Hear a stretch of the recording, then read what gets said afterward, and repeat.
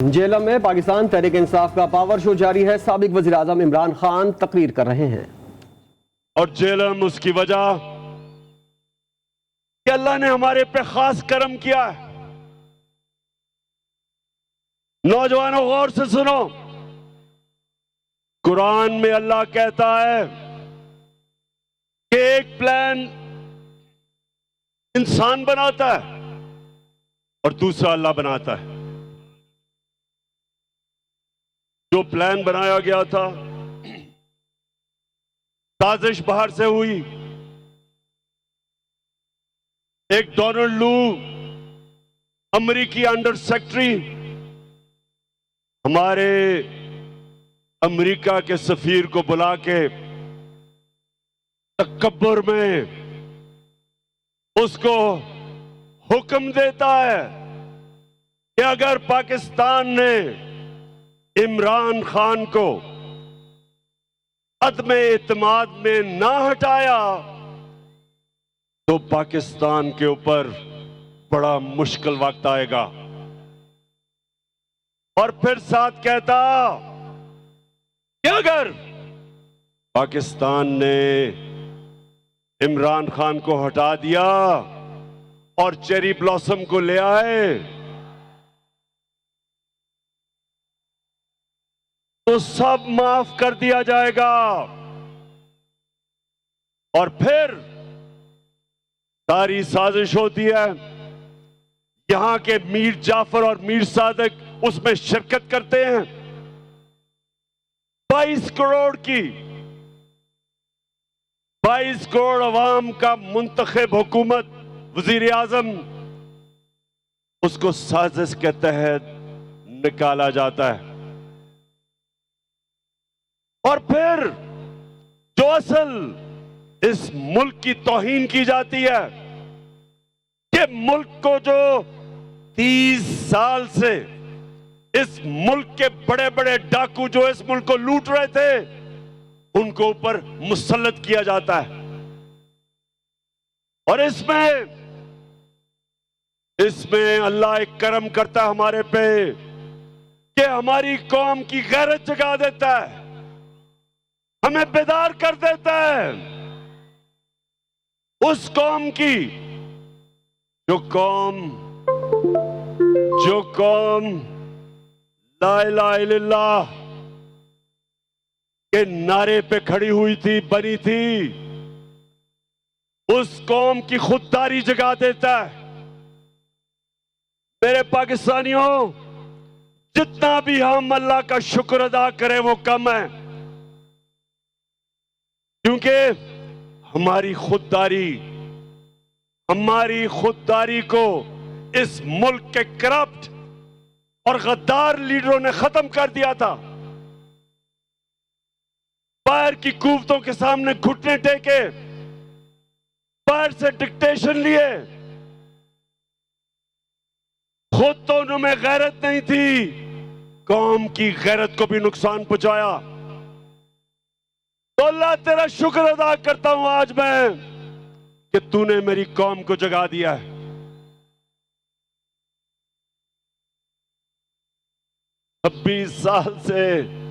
छब्बीस साल से मैं कोशिश कर रहा था कि मेरे मौला कौम की खुददारी को जगा। ये वो कौम थी जिसका नजरियाती लीडर इलामा इकबाल था, और इलामा इकबाल ने सारी उनकी शायरी एक ही चीज के लिए थी कि जो गुलाम मुसलमान कौम थी उनको जगाने की कोशिश की। और हमारे नजरियाती लीडर इलामा इकबाल ने कहा कि उस रिस्क से मौत अच्छी है जिस रिस्क से आती है परवाज में कोताही। इस नजरिए पे पाकिस्तान बना था। और ला इलाहा इल्लल्लाह, ए अल्लाह तेरे सिवा हम किसी के सामने नहीं झुकते। तो जब बैरूनी साजिश के तहत चेरी ब्लॉसम बूट पॉलिश को ऊपर बिठाया तो कौम जाग गई।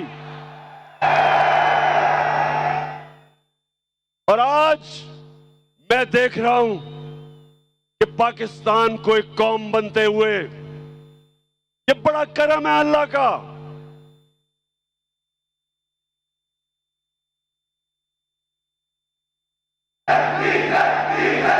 अच्छा, मैं जरा अभी पहले बाकी बातों से पहले जरा डीजल पे आ जाऊं।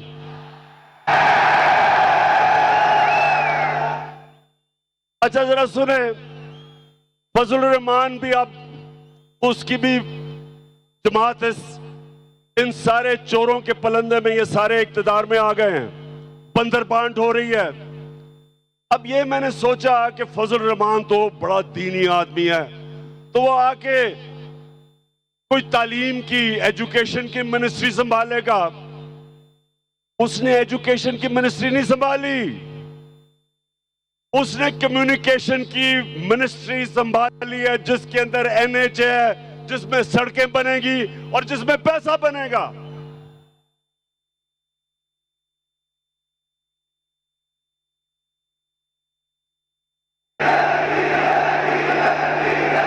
अच्छा, और पाकिस्तान,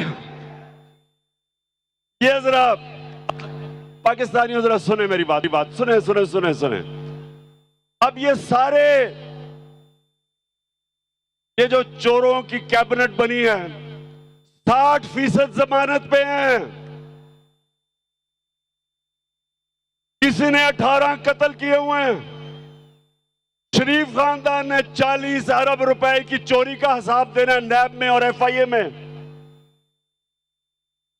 वो जरदारी उधर अरबों रुपए का उसने जवाब देना है, जो फेक अकाउंट्स में पैसे, एयान अली के भी उसी अकाउंट से पैसे जा रहे थे जिसमें बिलावल। अब जो मफरूर है, सुने नौजवानों, जो मफरूर है, जो सजा याफ्ता है, जो झूठ बोल के भागा है, जो अरबों रुपए की प्रॉपर्टीज में लंदन में रह रहा है, उसने सारी कैबिनेट को लंदन बुला लिया है। तो पाकिस्तानियों ये याद रखें कि ये सारे कैबिनेट लंदन जा रहे हैं आपके पैसे पे। ये अपने पैसे नहीं खर्च करेंगे, ये आपके पैसे पे जा रहे हैं और वहां जाके मफरूर साहब को मिलेंगे, सजा याफ्ता, कॉन्विक्ट, झूठा, बुज़दिल। हमेशा जब भी कोई मसला मुल्क से बाहर भाग जाता है, उससे जाके इंस्ट्रक्शंस लेंगे। ये है इस मुल्क की तौहीन, और इसलिए कौम खड़ी हो गई है, इसलिए सारे पाकिस्तानी खड़े हो गए हैं। सारे पाकिस्तानियों ने फैसला कर लिया है, सब पाकिस्तानियों ने फैसला किया है कि इंपोर्टेड हुकूमत नामंजूर। मैं इंशाल्लाह 20 के बाद आपको इस्लामाबाद दावत दूंगा। पहले मैंने सोचा था कि इंशाल्लाह 20 लाख लोग इस्लामाबाद में पहुंचेंगे, लेकिन जो मैं अब लोगों में फिर रहा हूं, अब वो नंबर चला गया 25 लाख पे इंशाल्लाह। अल्लाहू अल्लाहू अल्लाहू अल्लाहू अल्लाहू अल्लाहू अल्लाहू अल्लाहू अल्लाहू। अच्छा, अब चेरी ब्लॉसम कौन है? शायद बच्चों को नहीं पता चेरी ब्लॉसम कौन है। ये वो है कि इसका बड़ा भाई नवाज शरीफ और उसकी बेटी, वो फौज को बुरा भला कहते हैं और ये बूट पॉलिश करता है। इन्होंने बड़ा अच्छा एक कॉम्बिनेशन बनाया हुआ, इनकी पार्टनरशिप है। और बड़ा भाई भी, क्योंकि बड़ा बुज़दिल है, वो जब मुल्क से बाहर जाता है तो फौज को बुरा भला कहता है, और छोटा भाई जूते पॉलिश करता है। तो ये दोनों, इसने कोई कल इसने तकरीर की, जरा सुने। कहता कि इमरान खान फौज के बड़े खिलाफ बातें कर रहे हैं, हम इजाजत नहीं देंगे। शहबाज शरीफ, शर्म करो, कुछ तो शर्म करो। तुम वो हो जो मैं मीर जाफर का कहता हूं, तुम हो वो मीर जाफर। मीर जाफर वो था जब उसने सिराजुद्दौला जो मुगलों का गवर्नर था, जब अंग्रेजों के खिलाफ वो लड़ा था, मीर जाफर ने उससे गद्दारी की और फिर अंग्रेजों ने मीर जाफर को ऊपर बिठाया, जिस तरह अमेरिकनों ने शहबाज शरीफ को ऊपर बिठाया। तुम हो मीर जाफर, और तुम्हारे इर्द गिर्द वो जो आसिफ जरदारी है, आसिफ जरदारी, तुम्हारा तो मैं ये कहूंगा कि जब गीदड़ की मौत आती है तो शहर की तरफ भागता है। मैं इंशाल्लाह सिंध आ रहा हूं और मैं अपनी कौम के सामने वादा कर रहा हूं कि सिंध को मैंने आसिफ जरदारी से आजाद करवाना है। जो सिंध के लोगों के ऊपर ये जुल्म कर रहा है, आसिफ जरदारी, तुम और वो जो तुम्हारा बेटा है तैयार हो जाओ, मैं आ रहा हूं सिंध। जो तुमने सिंध को लूटा है, लॉन्चों के अंदर जहाजों में भर भर के डॉलर्स तुमने दुबई भेजे हैं, मैं सब जानता हूं। तुमने जो पाकिस्तान से बाहर पैसा भेजा है, ये जो तुम आप आ गए ऊपर, मैंने तुम्हें कहा था कि मैं जब इक्तदार से निकलूंगा मैं ज्यादा खतरनाक बनूंगा तुम्हारे लिए।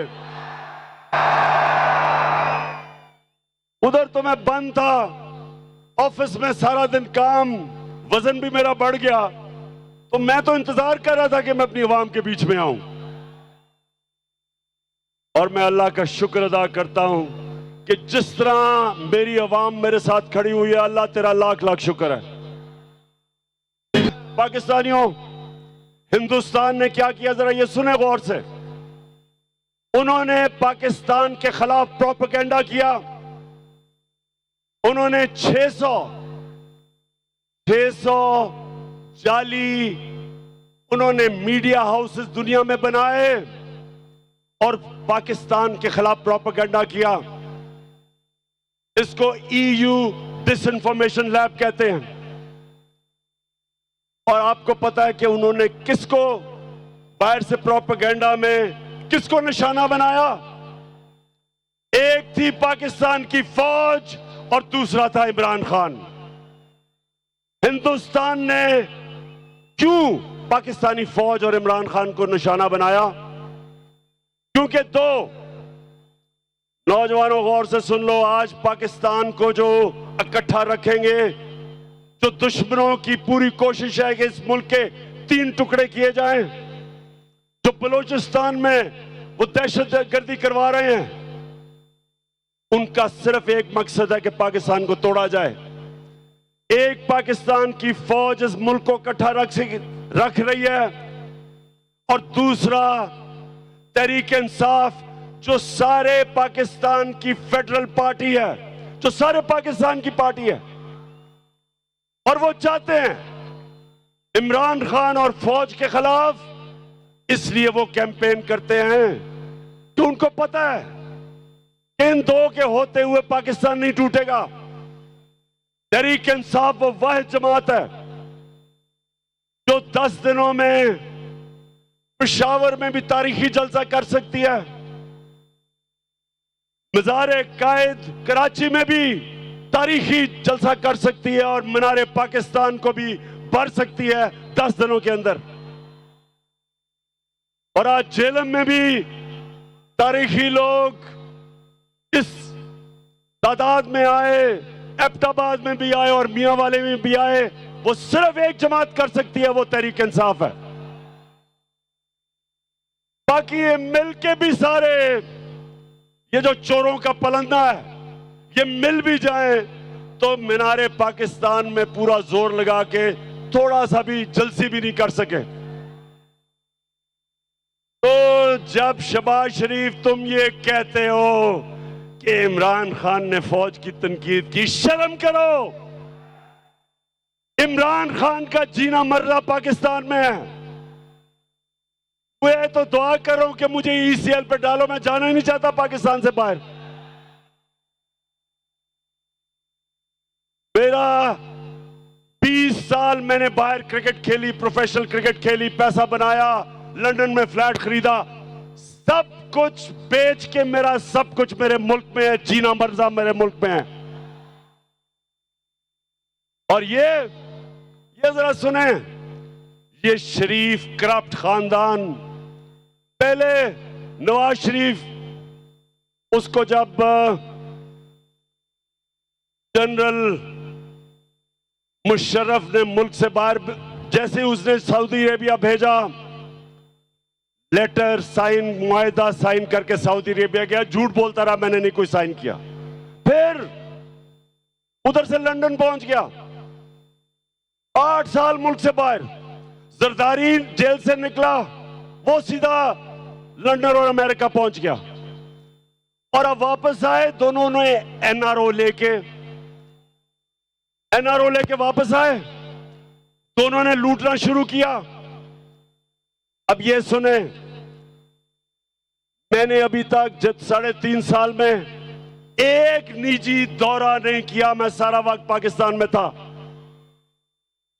नवाज शरीफ ने 24 निजी दौरे किए लंदन के, जरदारी ने 50 निजी दौरे किए दुबई के। यानी ये सारा वक्त हुकूमत तो पाकिस्तान की करना चाहते हैं, पैसे बाहर हैं, बच्चे बाहर हैं, ईदें बाहर हैं, इलाज बाहर है, बैंक अकाउंट्स बाहर हैं, प्रॉपर्टीज बाहर हैं। और तुम शहबाज शरीफ कह रहे हो कि इमरान खान फौज के खिलाफ बात कर रहा है। तुम्हारा जो नवाज शरीफ था, हिंदुस्तान में जाके पहले तो मिला, जब नरेंद्र मोदी के भागा गया उसके जूते पॉलिश करने, तो कश्मीरी हुर्रियत लीडर्स को ही नहीं मिला, डर के उससे अपने फॉरेन ऑफिस को कहा कि कोई हिंदुस्तान की तनकीद ना हो। उधर जो डॉन लीग्स में क्या था, हिंदुस्तान को पैगाम पहुंचाता है कि जी मैं तो दोस्ती करना चाहता हूं, पाकिस्तान की फौज नहीं करना चाहती। नरेंद्र मोदी कहता कि पाकिस्तान का जो सिपा सलार है उस वक्त रहील शरीफ, कहता वो दहशतगर्द है, लेकिन नवाज शरीफ हमारा दोस्त है। मेरे दौर में मोदी ने यह क्यों नहीं कहा? वो मेरी फौज के खिलाफ उसकी जुर्रत नहीं थी बात करने की, क्योंकि मैं नरेंद्र मोदी को कहता था कि तुम इस्लाम दुश्मन हो, तुमने जो कश्मीर में किया, तुमने जो हिंदुस्तान में मुसलमानों से कर रहे हो, हम कभी तुम्हारे से दोस्ती नहीं करेंगे जब तक तुम कश्मीरियों को अपना हक नहीं दोगे। कभी नवाज शरीफ के मुंह से कश्मीर की बात सुनी? कभी शहबाज शरीफ के नाम से बात सुनी? आते साथ ही कि हम तो जी नरेंद्र मोदी से दोस्ती करना चाहते हैं। तुम इसलिए करना चाहते हो कि जो तुम्हें लेके आया उन्होंने हुक्म दिया दोस्ती करने का।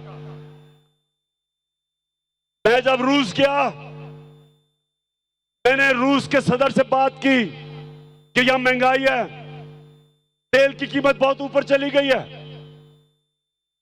हमने अपने लोगों को रिलीफ देना है। 30% कम पे तेल हमें वो बेचने के लिए रूस तैयार हो गया था।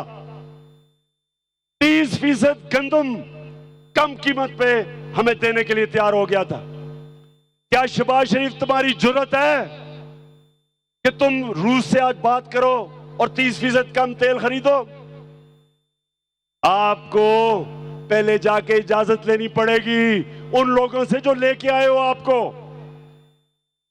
आपको उनको बूट पॉलिश करने पड़ेंगे चेरी ब्लॉसम लगा के, और फिर इजाजत मांगनी होगी जो नहीं मिलेगी आपको।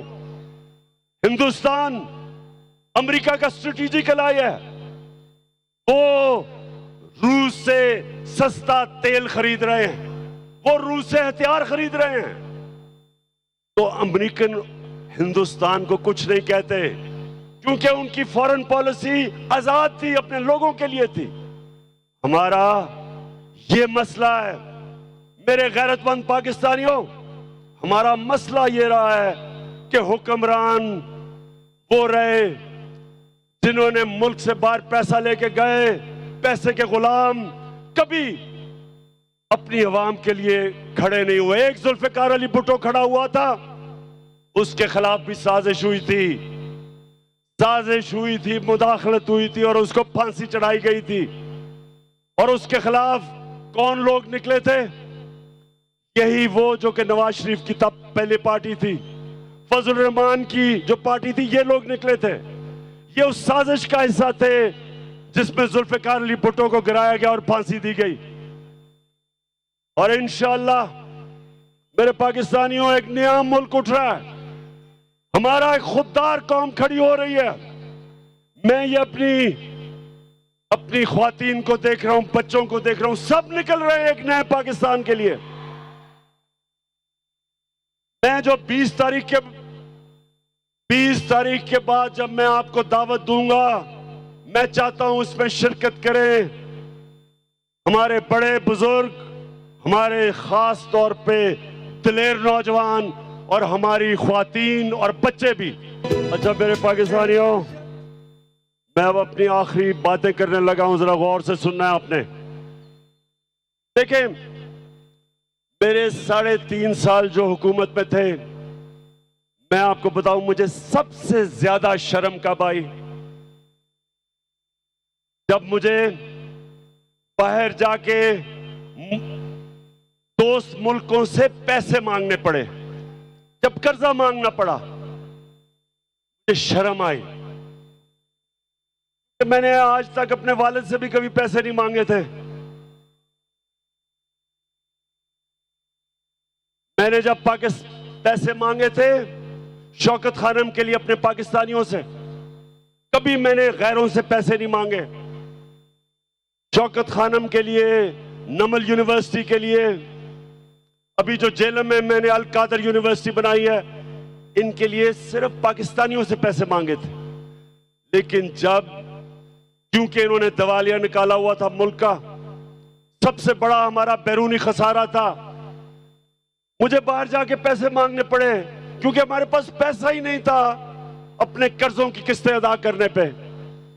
तो मैं आपको यकीन दिलाता हूं कि इससे शर्मनाक बात नहीं है जब एक मुल्क का सरबराह किसी और मुल्क के सामने जाके कर्जे मांगता है, पैसे मांगता है।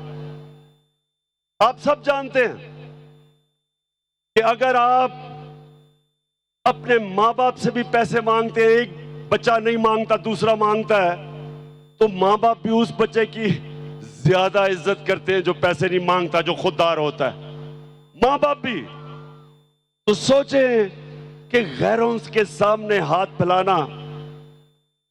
तो ये जब चेरी ब्लॉसम ने कहा कि जी हम तो बेकारी हैं और गुलाम हैं,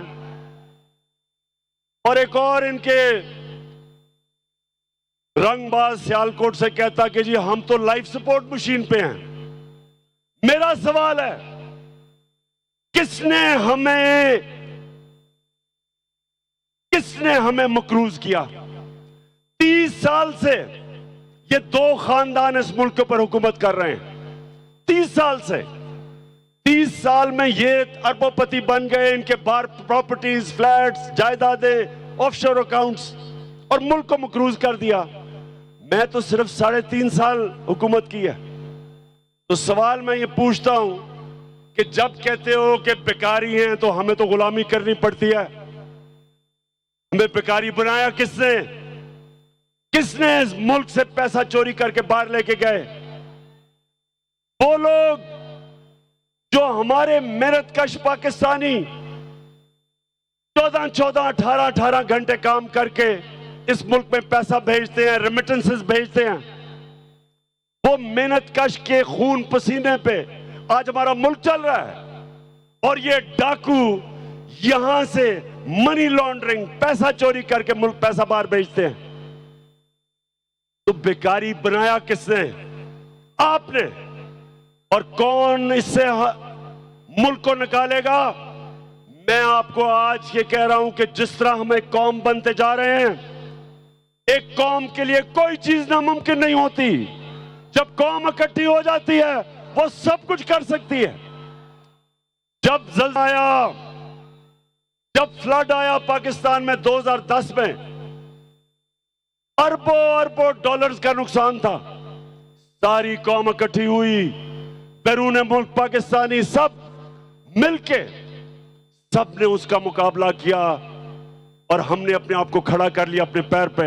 इसी तरह जिस तरह अब हम कौम बन रहे हैं, मुझे कोई शक नहीं कि पाकिस्तानी जिस तरह जब उनको यह पता चल गया कि उनका टैक्स उनके ऊपर खर्च होगा, ये कैबिनेट जा रही है एक मफरूर से मिलने आपके खर्चे के ऊपर। मैंने कभी अपनी कौम का पैसा फजूल खर्च ना अपने ऊपर करने दिया, ना इस तरह खर्च करने दिया। और जब कौम को यकीन हो जाएगा हम कौम बन जाएंगे, हम टैक्स भी इकट्ठे करेंगे, हम अपने कर्जे भी दे देंगे, हमारे पास इतना पैसा होगा कि हम अपने बच्चों की तालीम, स्कूल पे, यूनिवर्सिटीज पे हम इस मुल्क को खड़ा करेंगे। और वो तब होगा जिस तरह अब हम कौम बन रहे हैं। और मैं इसलिए आज जेलम आया था अल्लाह का शुक्र अदा करना कि मेरे अल्लाह आपने मेरी कौम को जगा दिया, बेदार कर दिया, शऊर पैदा कर दिया, खुददार बना दिया, कौम की गैरत को जगा दिया। और इंशाअल्लाह 20 के बाद जब मैं आपको कॉल दूंगा, एक हमारी डिमांड होगी, इलेक्शंस करवाओ और इंपोर्टेड हुकूमत नामंजूर।